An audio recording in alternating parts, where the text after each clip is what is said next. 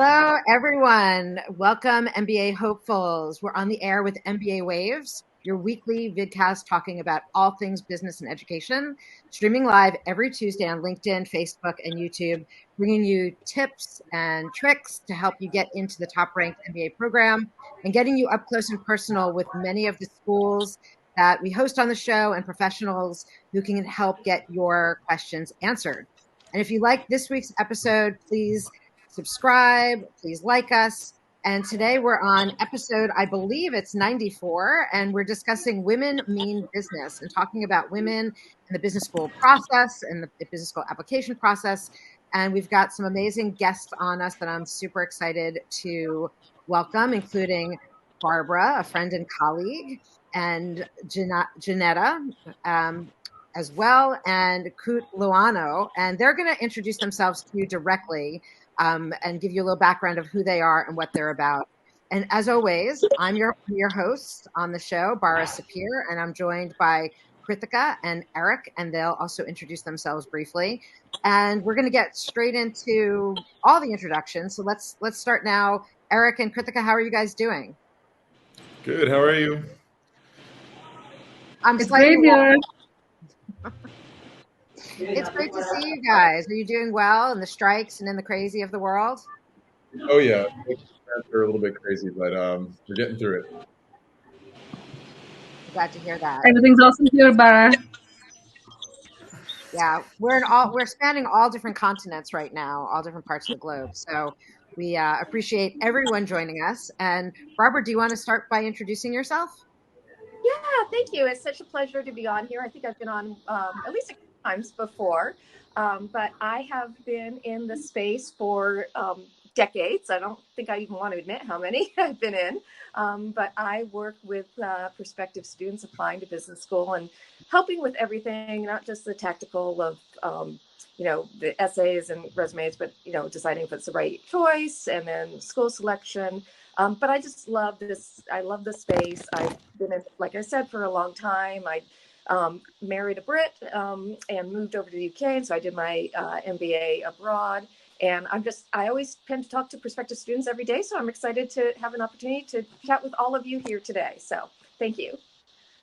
Great to see you. Jeneta, would you like to please introduce yourself?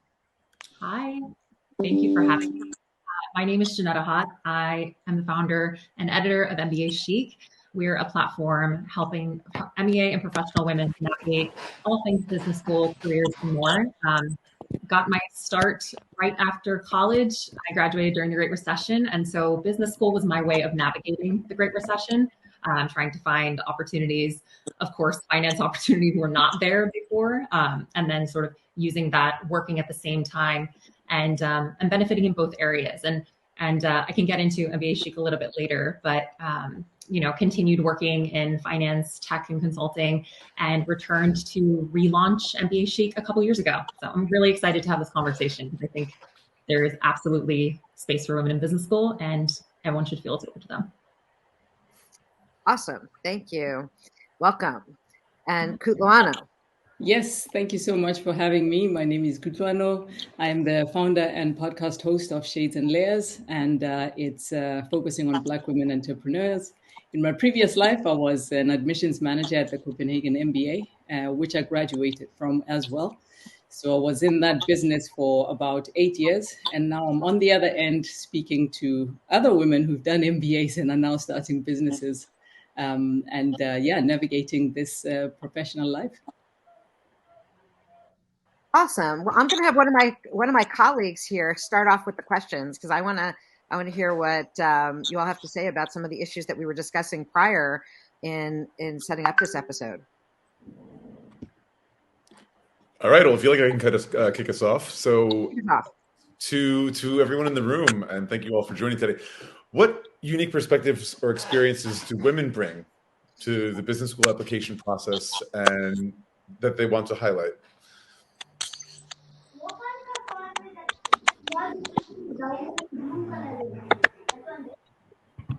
Whoever wants to take the Ken.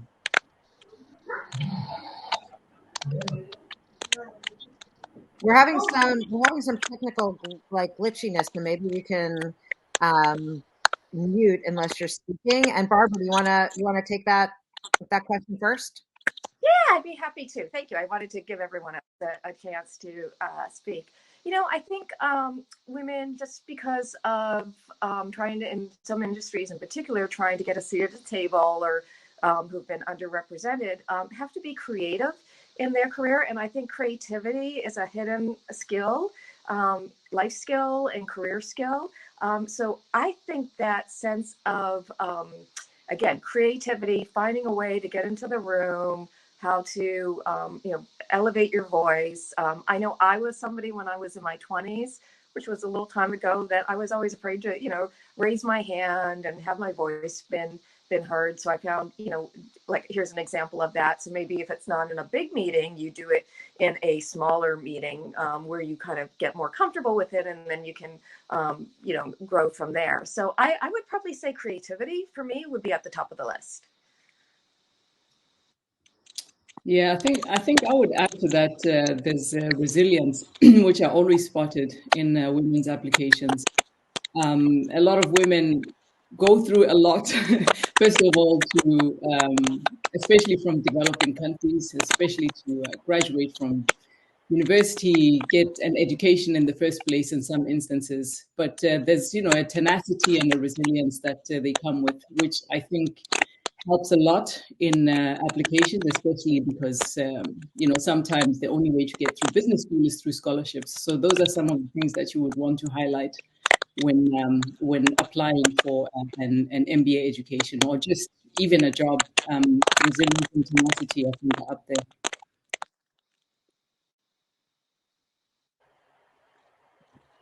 Jeneta, how about you? You have thoughts about this? Yeah. I'm not sure if that's my audio. I apologize if so. I'm trying to mute myself. I would absolutely echo what Barbara and Julie just said about creativity, resilience, and also versatility. I think there are, just based on who we've seen come through MBAchic in our community, there's so many super. Sorry, is that my audio? Can you hear me? I'm not sure whose audio it is, but it's definitely happening. Yeah, I'll just lower my speaker so I can hear you. Okay. I absolutely would say versatility. I think, there are plenty of qualified applicants, smart applicants who, are leading in their industry, and perhaps, leading in the traditional sense, or leading in creating space for others. There's no, I guess, lack of talent. I think, there's just a different type of lived experience that women bring to the table. And I think speaking about that and demonstrating how you've been a leader is interesting to highlight. I think it tells a really good story. There's ways to flex all your sorts of strengths and share what your purpose is.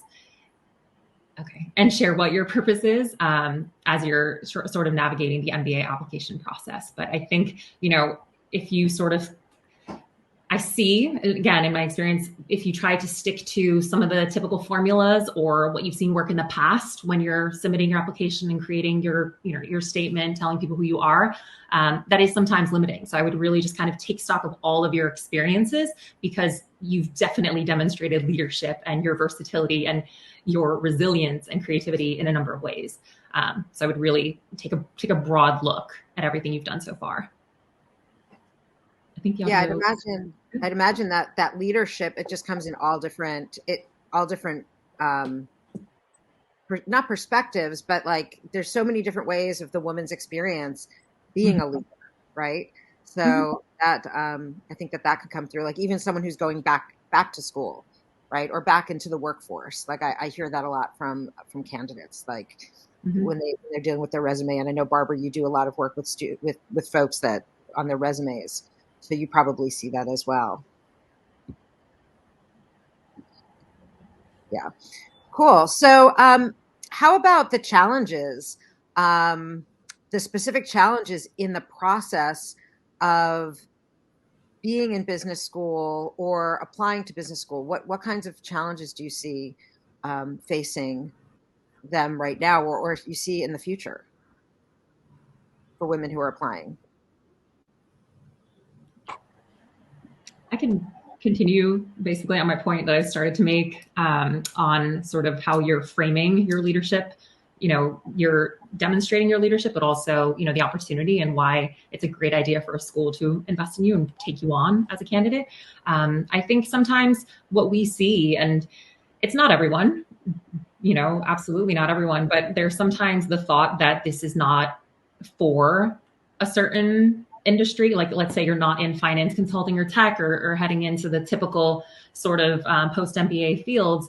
There's absolutely space for you. And I think sometimes it's helping to see what's possible with an MBA.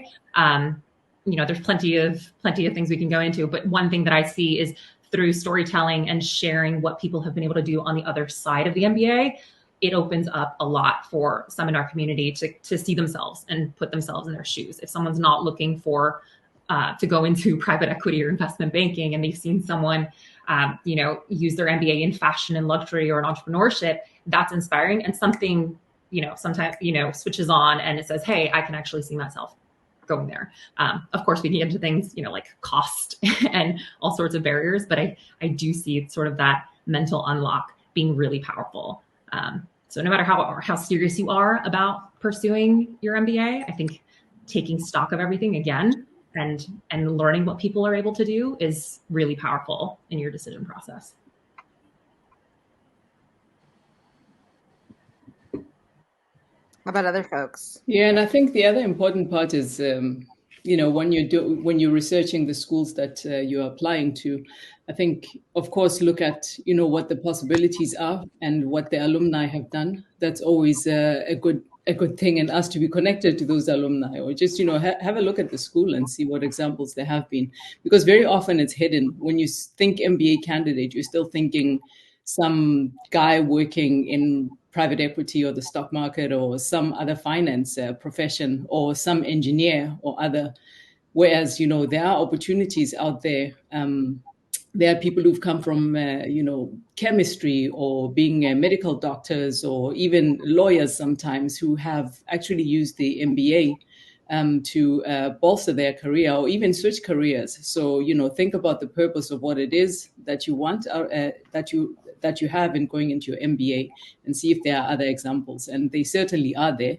And then from there, I think choosing an MBA based on those desires and possibilities and examples that you've seen is always a helpful way to approach it.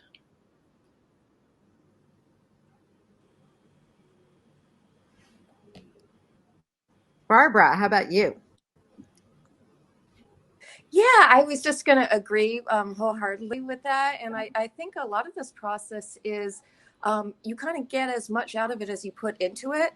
And so just the more research you do, I'm a big advocate of following, if you identify some schools that you're interested in per se, following them on social media and reading their blogs, but they don't tell the story of everyone. And there could be somebody out there that has your dream job that you not know about.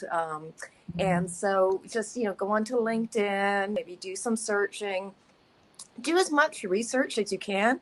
And I think and most people are happy to have a chat too.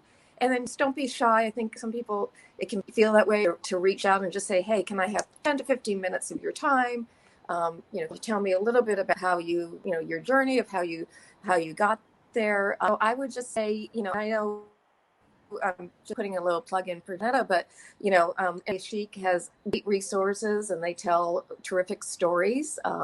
So again, just keeping your eyes open and just seeing out what's out there as much as possible, I think will just kind of give you that inspiration and encouragement. Thank you, Barbara.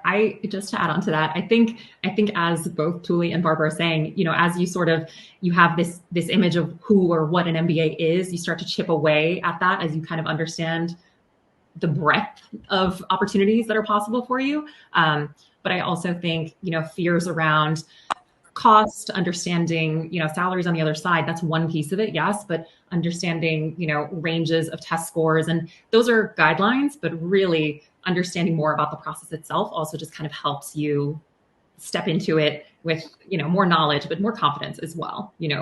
Everything is sort of ranges and guidelines, and you can see what the previous classes have done, but just knowledge, I think, without getting overwhelmed is really empowering. So just take advantage of all that's out there. So I wanted to add it here from, from the perspective on this side where we help women with the challenges. Specifically, a couple things I see is, women always say that they're better at execution, but then probably when it comes to strategy or planning, they need like more help. In terms of it, so a lot of people look at that as a reason for getting into the MBA program. And I would say that one of the major challenges that women face would be probably having a lot more self-doubt in the sense that should they go. But what I've seen in my experience is that almost everybody who applies to the MBA program will go through these phases of, intense self-doubt. And I would say that it's just that common.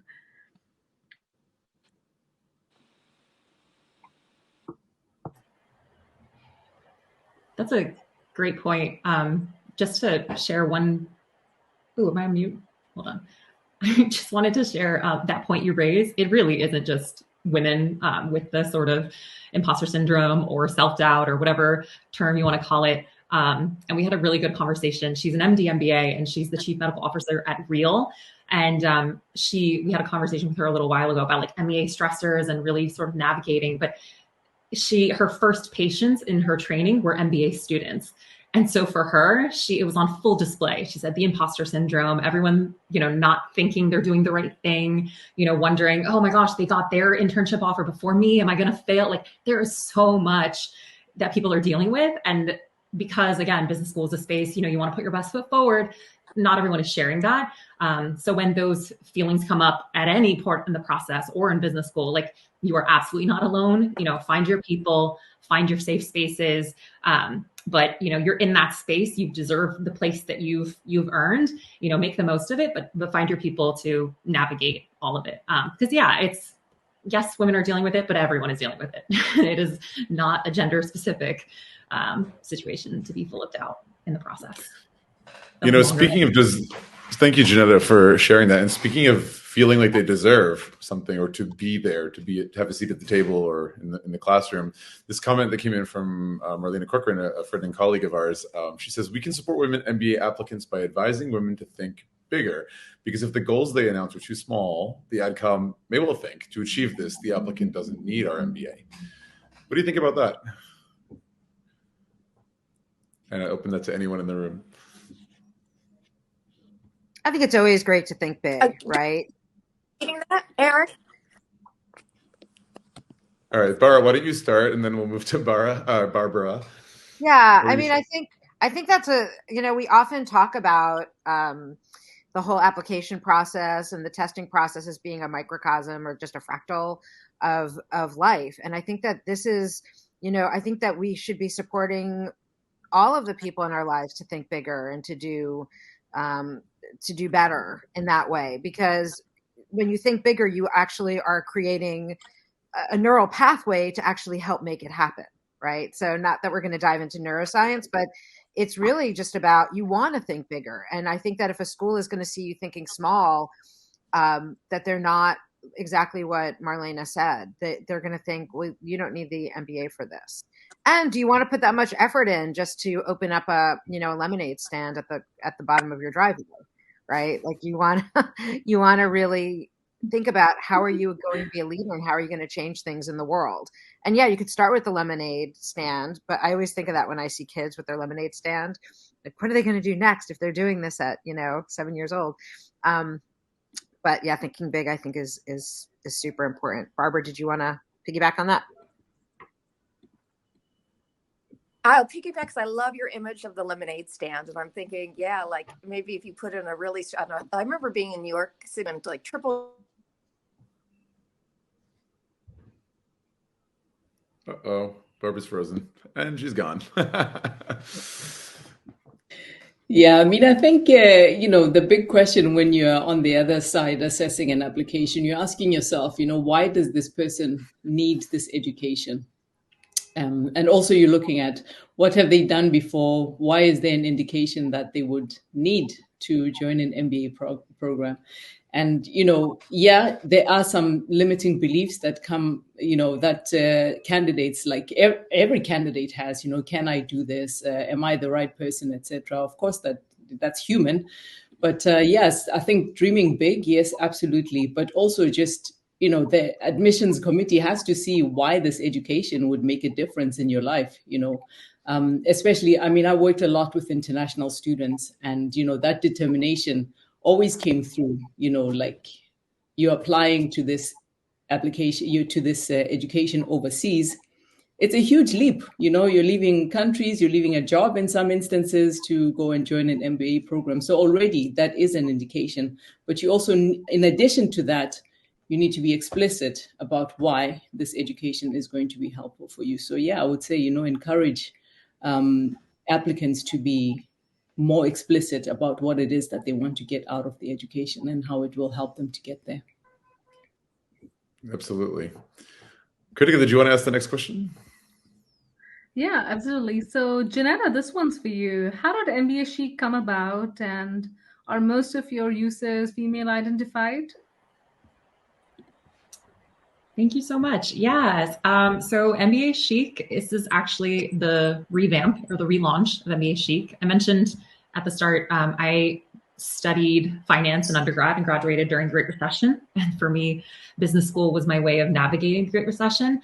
And as I was job searching for a while, as I was kicking off my classes, I started blogging about my experience. And so the first generation of MBAchic was a student blog, me sharing my learnings, sharing things that I'd heard in class and learned from professors and kind of what the experience was like. And pretty quickly, others were sharing their own perspective, and we got to interview some people. It was a very small corner of Twitter and the internet.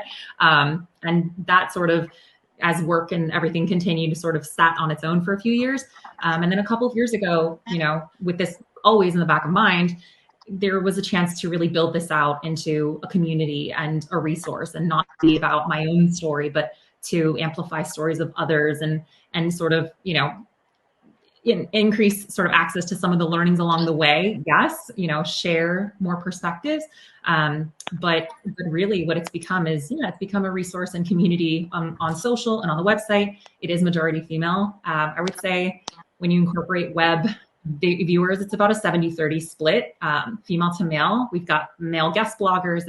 It's definitely a very open community, but our registered members are, majority female, of course. But yeah, it's been very organic. And this year, sort of, actually last year, launching our mentorship program was our first sort of step into, okay, let's actually offer more resources. And I think the fact that we're really just kind of approaching this with community and a lot of content in mind, just to kind of help navigate. There's a ton of resources out there. So we just want to help people step through the process and support them after B-School too. I'm curious what the men gain from the community. Like what's the perspective that they're getting from that? Like, I think it's super interesting that you create. It's not a specific female space, but it kind of is a female space, and so I'm always curious about that. Yeah, of course. So like more of the structured programming, the mentorship program was all women. And the sort of registered membership in the site that we're, relaunching is majority female. It's mostly women. There are some men in there. But what we've seen is, the content is still, the conversations are still applicable. Yes, there's a female tilt to a lot of, the discussions, of course, what we're talking about now, but, deciding between acceptances, figuring out your school strategy. We were grateful to have Barbara do a workshop on applications and sort of, school selection, all sorts of aspects of the process. Those are, those don't change depending on who you are as an applicant. I think for us, what we also see in our male members is just sort of an understanding and appreciation for things being different, and understanding more of your, classmates, coworkers' experiences really just makes everyone kind of better and more able to, interact and collaborate. And so, yeah, people in our community have connected off platform outside of all of this, but it's kind of the goal of supporting people through the process, that kind of helps to weed out anyone who's not really, interested in hearing about this. But the content is pretty much applicable to all.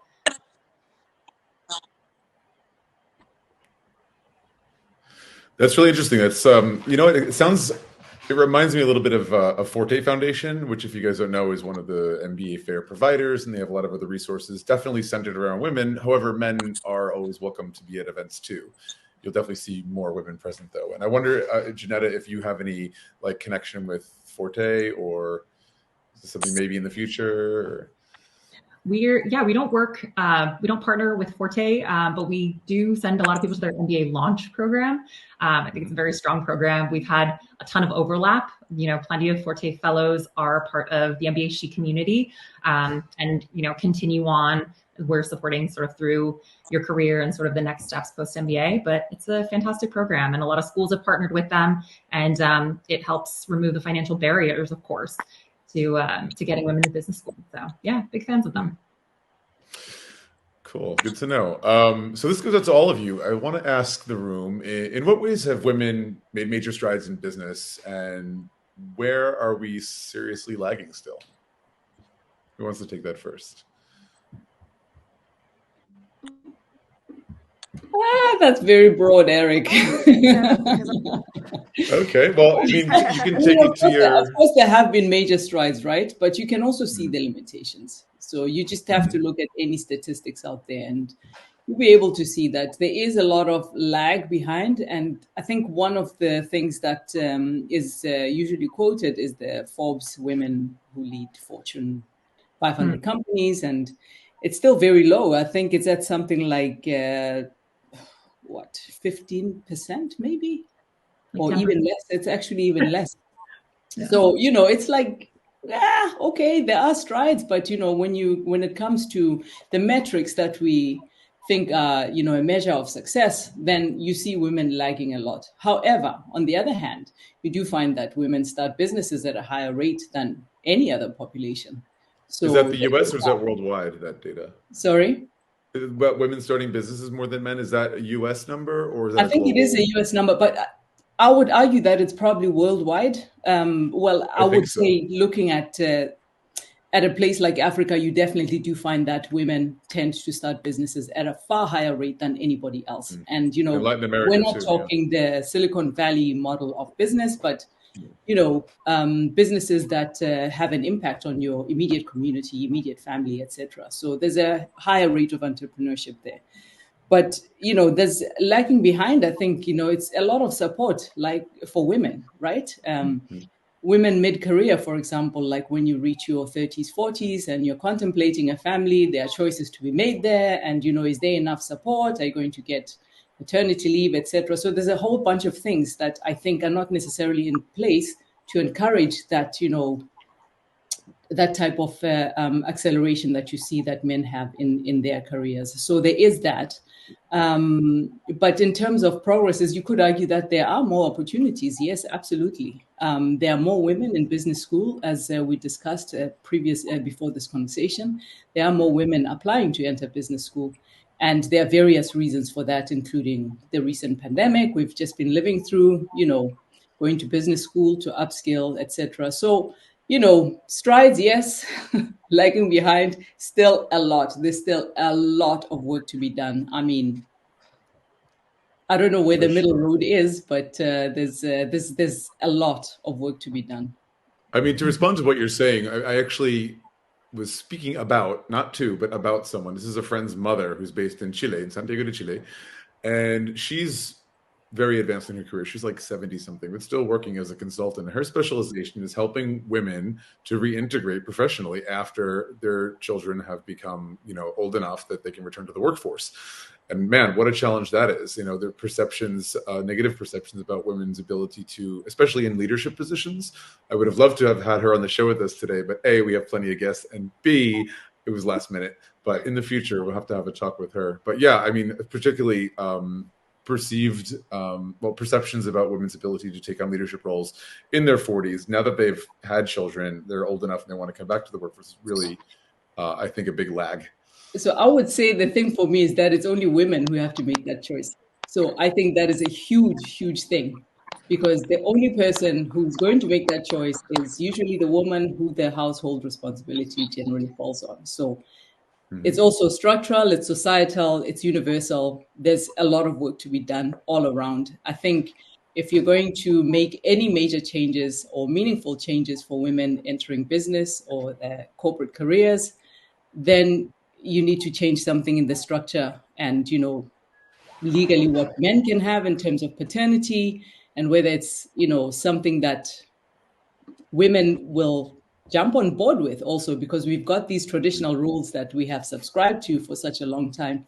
And that also contributes to the choices that we make. So, if you want to make any meaningful changes, they have to be like across the board. And usually it's the political will and also society's desire for those changes. So, yeah. Well, I really like your point about paternity, because if men are, deemed to have the same needs in terms of child raising as women, then that levels the playing field a lot more. It's funny to think about giving men more rights or protections actually elevates women, but it's true in this sense very much.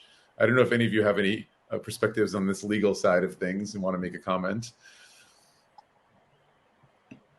I've just noticed that being that's coming up in U.S. politics, right? Like I've been seeing how that's sort of showing up, and that's been interesting. And I totally agree that in this case, that making it parental rights and having that be equal, that really does change the playing field in all different areas. So, and I think it's important. It just gives equity to like the label of parenting is not just a woman's job. It sends a message to the whole country. Parental rights is the start, but whether those choices will be made is another story altogether, because it's also a mindset, and there is a very long, expectation that it will be the woman who looks after the children. So, yeah. Yeah, there's another, very interesting fact here. They say that it's going to take about 132 years for us to achieve global gender parity. Right. They've said that at the UN, right? I think that was just brought up at the UN, right? Yeah. As per the WEF data. So that, I would say okay, there's still hope, but only not for us immediately, maybe. I just got a message from a colleague watching this show. Hi, Ingrid. Thanks for your comment. She's living in Spain, and she's saying in Spain, women and men have exactly the same amount of maternity and paternity leave. So that's a country that's taking steps in the right direction, it sounds like. Thuli, I wanted to ask you some more things, because you have a really interesting podcast called Shades and Layers, and as well as a very interesting background, multicultural. You've been living in a few countries, coming from South Africa. When I met you, you were living in Copenhagen, Denmark. You're married to an Italian, and now you're in Seattle in the States. So you have this very mixed view, and I'm really curious to hear what you've been doing with your podcast, which Shades and Layers primarily focuses on supporting African American female entrepreneurs, if I'm not mistaken. What are some examples that you may have learned from your guests on the show relating to this topic? Oh, I think you're on mute. You're on mute, hon.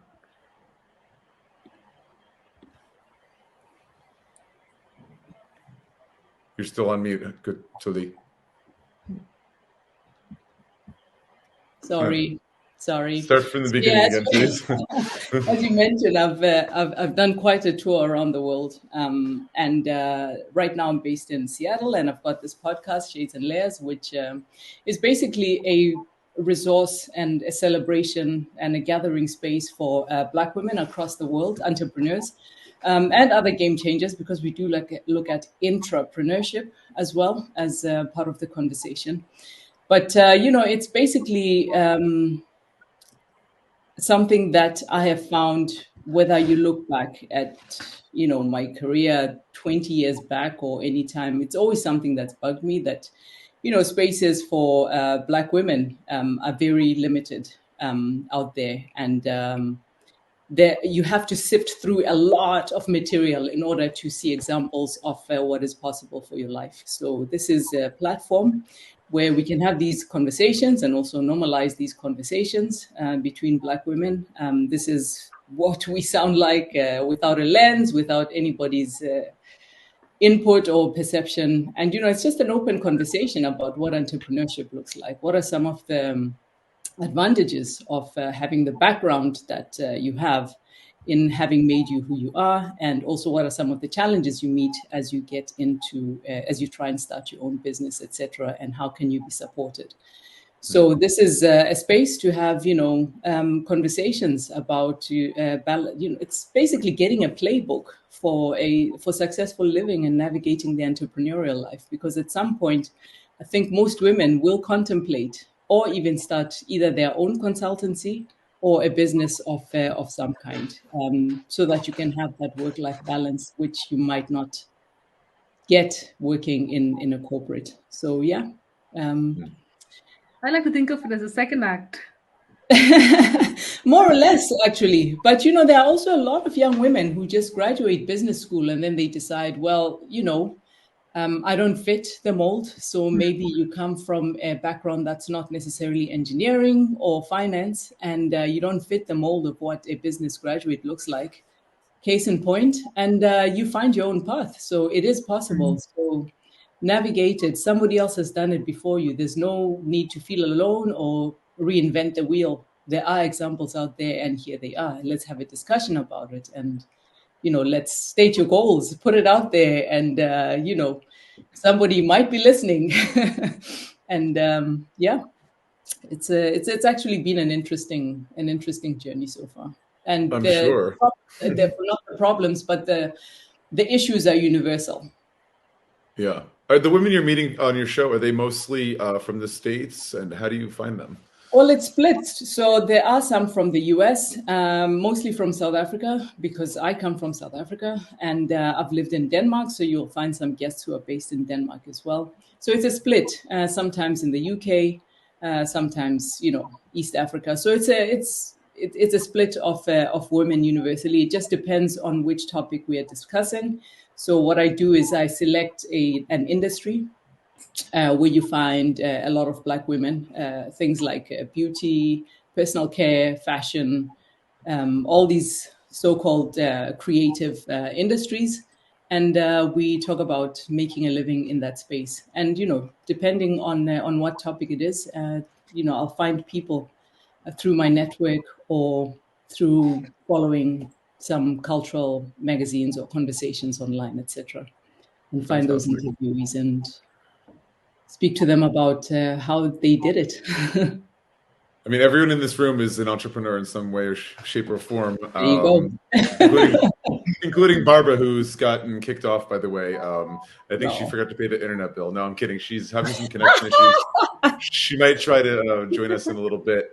But you should interview Krithika, who's based in India. You got to get some Indian people.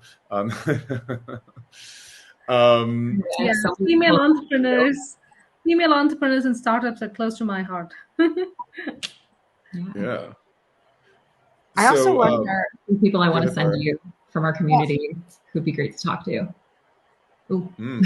I'm always happy to have these conversations, because I think the more voices there are out there, the more courage women will have to go out there, share their vision, but also co-create. I think there's huge power in co-creating, right? When you create a community, and you see it when you create a community, people chime in, they support each other, point each other to resources, give examples of how they made it, etc. It's an ongoing conversation, and I think it's super important so that, people are not isolated, feeling that they are powerless or helpless against whatever forces they might perceive as being against them. You can do it together in community. So I'm very happy to get any suggestions. Yes, absolutely. And to your point, you said women are the fastest growing segment of entrepreneurs. It's, particularly in the US, Black women are the fastest growing segment of founders and entrepreneurs. And just from, like you said, our community alone, people at all stages of their entrepreneurial journey, there's so much to learn. I'd love to send people your way, and I'd love to check out the episodes and maybe work together, because it's really valuable. Fab. We're having a conversation after this. Thank you. Yeah, absolutely. Awesome. Thuli, you mentioned a very important word, which was courage. I think that courage is really important, especially now. And I'd love to hear what you all feel or see that's happening in the United States now, because we really do need to have courage. We're in a really challenging place. And, I know that I was supposed to go to a conference, and it's in a state that I just don't agree with their politics. And so I'm boycotting going to the conference. And, how are you seeing folks applying to schools or going into business in different states in the United States when there's such a political difference in what's happening? Like, are you seeing anything happening in that front? Ironically, I think that leads to people starting their own businesses, to be honest. I think people do it anyway. There are always external challenges. Like you say, it just takes a bit of courage, a little bit of support, and, you just do it scared anyway, I'm finding a lot of people starting their own businesses at this moment because the formula is just not working for many people. The spaces that have been created are not working for many people of color, women in particular.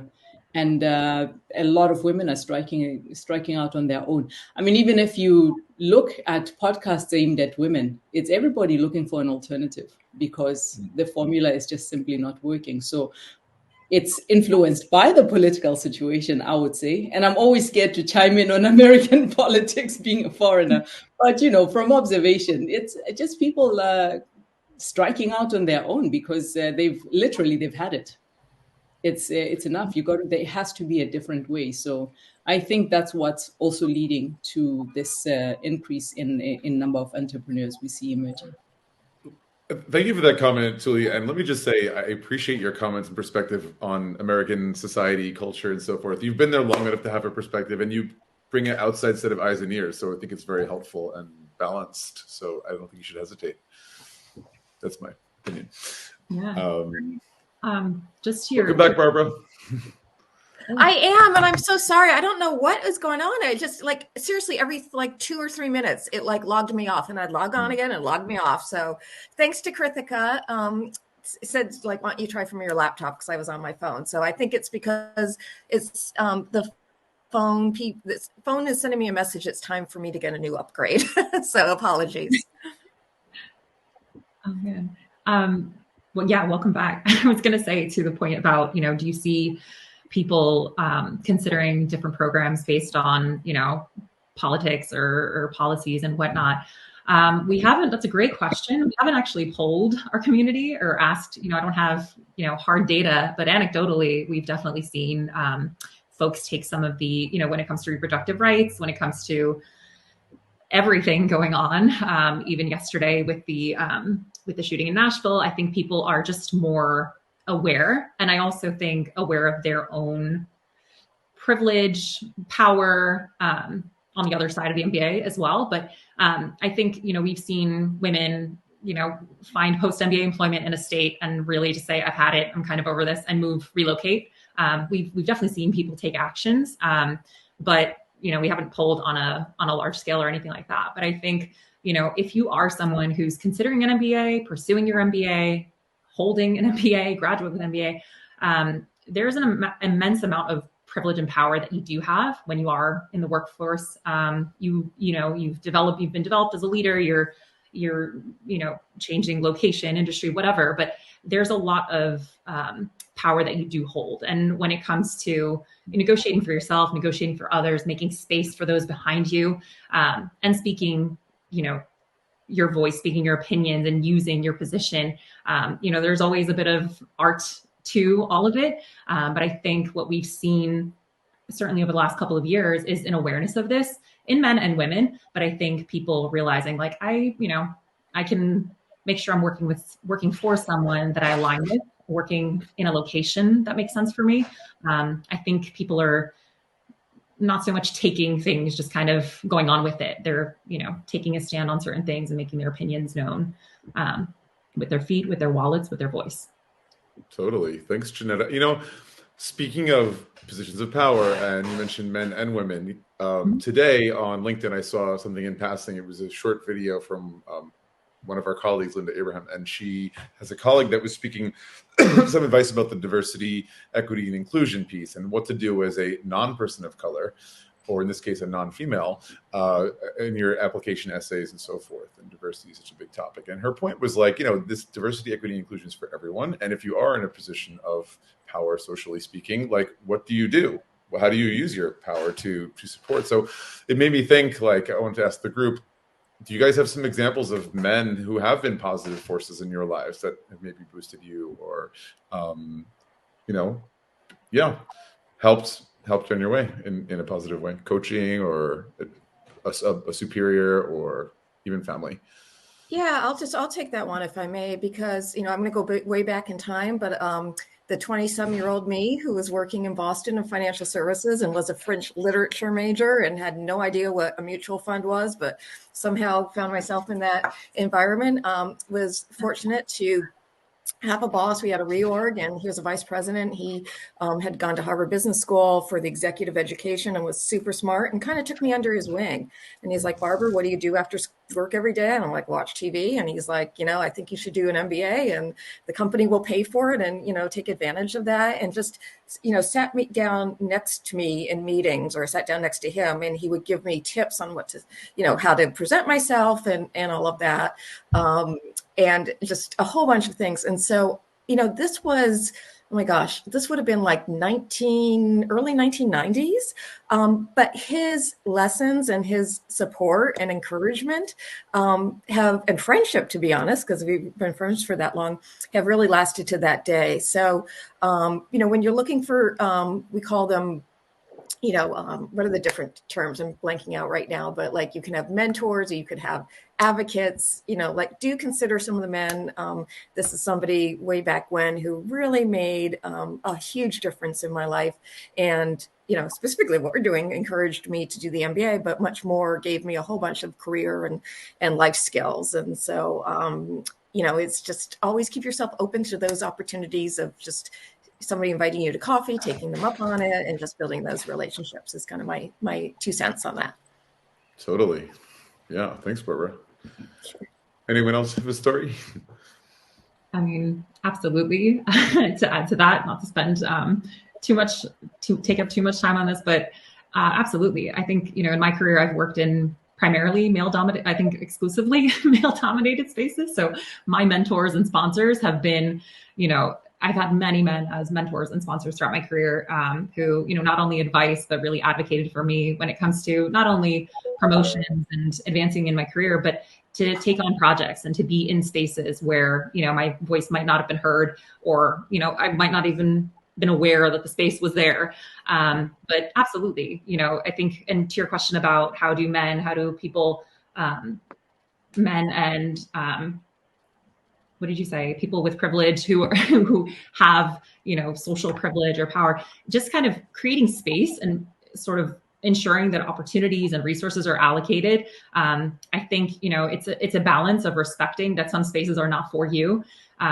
And sort of just making sure that everyone has a voice and has opportunities. I think sometimes there are blind spots, we can go into a whole unconscious bias conversation, but I think, what we've seen and from really strong leaders is ensuring that everyone really does have a say or have, access to opportunities, has some piece of the puzzle, and are able to be heard and seen and, and take advantage of those opportunities. And it could be something small. Let's say you're on, we've seen countless examples and LinkedIn posts about people saying, hey, this panel is all men. Is there a woman that we could get to speak? I'd be happy to speak on the next panel or something. It could be something so, simple and tactical. And it could also be, hey, what is our, how does our DEI strategy actually tie to executive compensation? Like asking bigger questions like that. But it's, there's all sorts of roles you can play. I think, when we get to a place where it's not so much a conversation point or a huge priority, it's sort of just kind of part of how we conduct business. I think that's where, where we can kind of rest, I guess. But yeah, I think just kind of recognizing, being self-aware and just kind of saying, all right, how can I use this the right way in work, in school, wherever. Thanks, Jeneta. You brought up some interesting points about like having mentors or advocates, and I don't think we have to get into too much of the difference between the two, but I think I want to just bring up or put on the table how to go about finding a mentor or an advocate, or how to find a mentee, how to try to think about women around you that you can help elevate and advocate for. Any suggestions from any of you? Sure. I can take the one. I would say that you should find a mentor who's kind of interested in you and then bring you along as well. So that would be somebody, and they find a spark, and there's always a connection. And typically these are people whom you think that you admire, and you know that they have already done it before you. And so you're very open to advice and suggestions from them.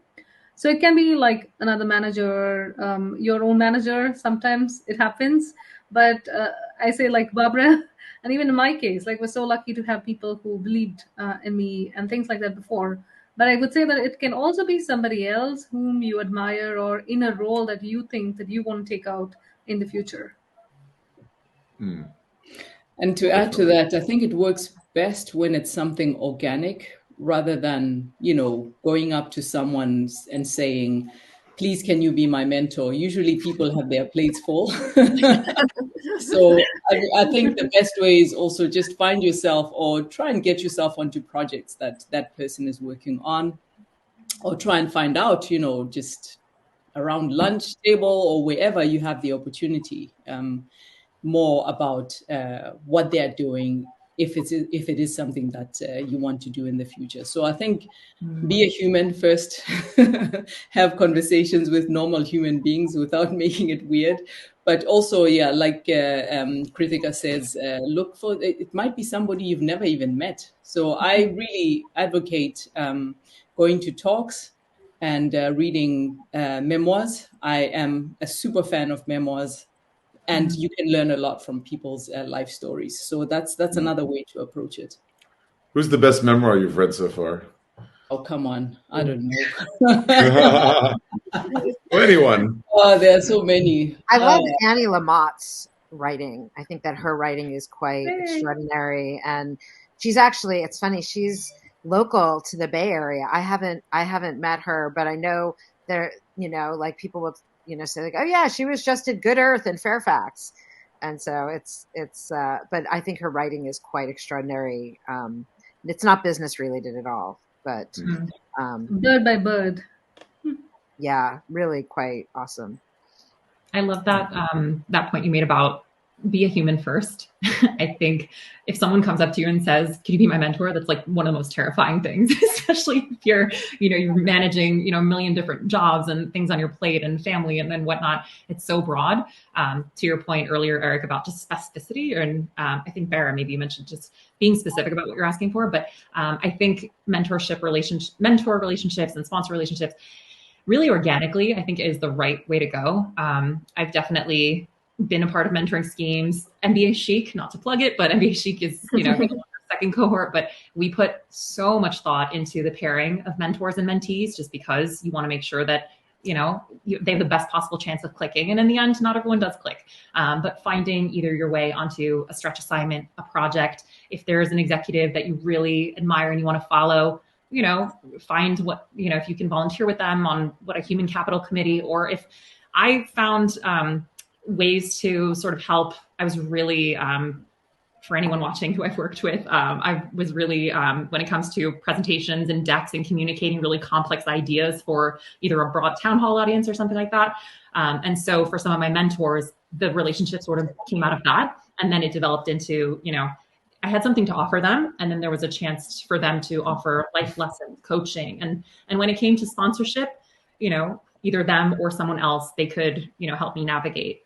But also, you don't need to hitch your wagon to one person. I think there's a lot to be said for finding pieces of different people that you admire. Whether it's how one person handles themselves in meetings or carries themselves about the office, how one person advocates for themselves and, speaks up in meetings when, there's a lot going on and you really like how they communicate. or someone whose path has been, fascinating and inspiring to you. I think finding different pieces, not to call you out, Barbara, but I talk to Barbara often about, her guidance and what she's offered, and being able to collaborate with her has been great. And I do see you as a mentor in the space. And it's been organic, just kind of connecting on personal things and having a chance to, to explore all that's coming, all that's ahead. Being a human and finding natural ways. And they could be your recommendation letter writer in the future, or they could not. They could point you to someone else. So just kind of always leading with that, like you said, Julie, just be a human first. I think the rest just kind of, comes to fruition and falls away if not. Absolutely. So I wanted to kind of throw this out there. I mean, most business schools and other academic institutions offer diversity scholarships, right? That's kind of the proof that they actually do care about diversity. They're putting their money where their mouth is. And these diversity scholarships often can apply to women. So why do you think population parity is still lagging in 2023 for women in MBA programs, especially when you compare to women in law school, right? Like, at least in the US, where the percentage of females has been slowly rising over the past few decades, and now it's over 55% women, which is fantastic. Why don't we see the same parity or even higher percentage of women in MBA programs? Who wants to take a stab at that? I think there are a lot of reasons for that. And like I say, and I harp on about this point, and it's all a question of representation, right? So right now, Kamala Harris, lawyer, Ketanji Brown, Supreme Court. There are people who see themselves in that. And like I mentioned before, Fortune 500. I think there are only like 47 women in leadership. So I think it's also like, there are many factors at play. Some of them could be cultural. You might be expected to go to law school, go to medical school, etc. And, that's the path you're supposed to follow. You get a lot of pressures to follow traditional careers. Finance programs, you get a lot of male applicants. Engineering, still the same. Sciences, it's all still the same. Like a lot of men get recruited or get interested or get encouraged to enter these professions. And then they're the ones who end up at business school. So, it's also a question of... what women think is possible for them, and also what they are encouraged to pursue. And I think it will be a struggle until we see that it is like normal or standard course of a path to follow to go to business school as a woman. That it's a viable career path for them. Yeah, that makes a lot of sense. I mean, you have representation, you have role models more in politics, and hence that affects, why we see it in law school. Absolutely. Still need to get the numbers up, right? That representation we need, in Congress, in the United States and other places, that there's definitely room. I love that we have these leaders that are demonstrating, even when you watch the Oscars, right? You're seeing people winning and coming forward and saying, people look at me, this could be you. I'm just leading the brigade. So yeah, I'm looking forward to, I don't want to wait 130 something years, but no. I think we need to create those opportunities now. It's also like, who sits on the admissions committee also, right? And how do they assess the candidates? If you're just assessing scores, or specific aspects that maybe women would never be at an advantage, then that also kind of discourages people from applying. Like, who gets in? People are watching all the time. You can see for yourself who gets into this program. And then if you have women applicants, you encourage more women applicants to apply. And certainly that's a self-fulfilling prophecy. And I saw that play out at the Copenhagen MBA. Record high number of female applicants and students in the class. So we had a lot of women applying for that MBA for various reasons. I mean, it's also societal, right? Gender equality, etc. People could see themselves making a career and a life in the Nordic countries. So it plays a huge role. Nordic countries are often leaders in quality of life. Exactly. So who's in the MBA? What are their opportunities outside? And, what prospects do they see for themselves And those are the things that make people apply. And also, who's assessing your application? I think candidates also look at that. They ask a lot of questions about, who's on the admissions committee, what do they look for, etc.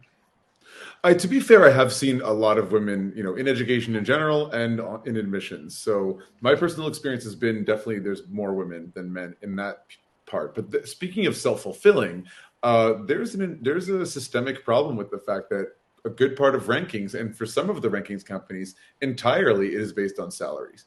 And if there's not salary parity, if men are earning more than women, then schools might want to recruit more men to keep their salary average higher so they have a higher ranking. So this is a systemic problem that is absolutely self-fulfilling. Anyway, one problem at a time. Guys, we've been talking for an hour now, and this has been fascinating. And there's so much more to talk about, so much more to do. And I thank you all for your insights, comments, and just joining us today. It's been awesome. Thank Absolutely. you. Thank you for having us. Thank you for having us. Could have easily continued for another hour. Thank you so much. Yeah. We're just warming up. Exactly. Well, if you liked, for those of you who are watching and listening, if you liked today's episode, please give us a little thumbs up, and we'd love to hear from you in the comments if you have any other questions or want to suggest topics for further episodes. And we'll definitely get back to you. And be sure to subscribe to MBA Waves to stay on top of all the latest trends and news in the world of MBA's business and education. I want to thank all my guests, Jeneta, Barbara, and Thuli.